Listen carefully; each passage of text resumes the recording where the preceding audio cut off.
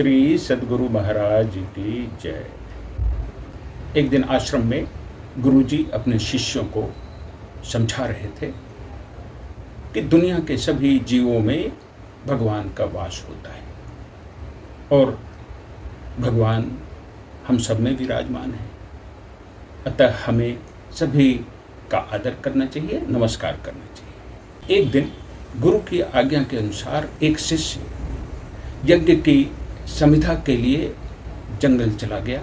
समिधा माने लकड़ियाँ लाने के लिए जंगल चला गया। तभी वहाँ पर बहुत जोर जोर का हल्ला होने लगा कि भागो भागो, एक हाथी पागल हो गया है और वह लोगों को मार रहा है, भागो। यह सुनकर वहां उपस्थित सभी लोग भागने लगे, लेकिन वह शिष्य नहीं भागा। क्यों?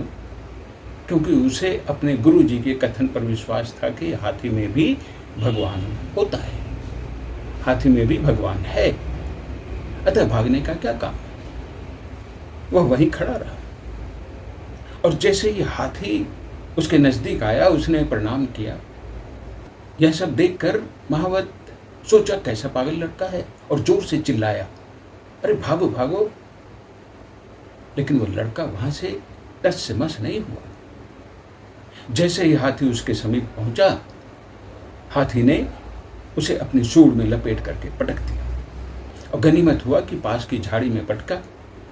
इतना होते ही शिष्य मूर्छित होकर के पड़ा रहा। जैसे तैसे गुरु जी के पास यह समाचार पहुंचा। गुरु जी बहुत दुखी हुए और अपने अन्य शिष्यों के साथ घटनास्थल पर पहुंचे और उसे उठाकर अपने आश्रम में लाए। गुरु जी ने उसका यथासंभव उपचार किया। उस समय पश्चात ही उसे होश आ गया।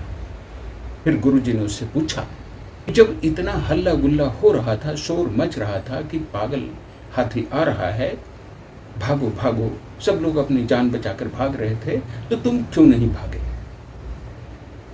यह सुनकर शिष्य बोला, गुरु जी आप ही ने तो कहा था कि सभी जीवों में भगवान का वास होता है, इसलिए मैंने सोचा कि हाथी में भी भगवान का वास है और वो हमारा क्या बिगाड़ेंगे, इसलिए मैं वहां से नहीं भागा और मैंने नमस्कार किया।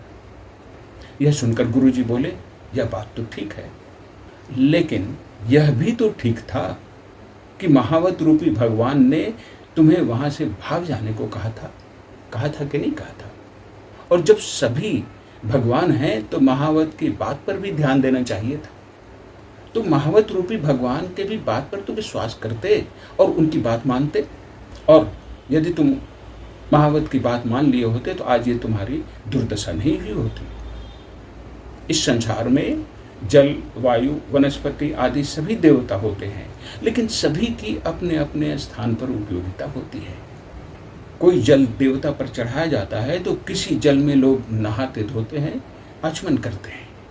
अतः हमें द्रव्य, क्षेत्र, काल और भाव को ध्यान में रखकर ही सभी काम करने चाहिए। श्री सद्गुरु महाराज की जय।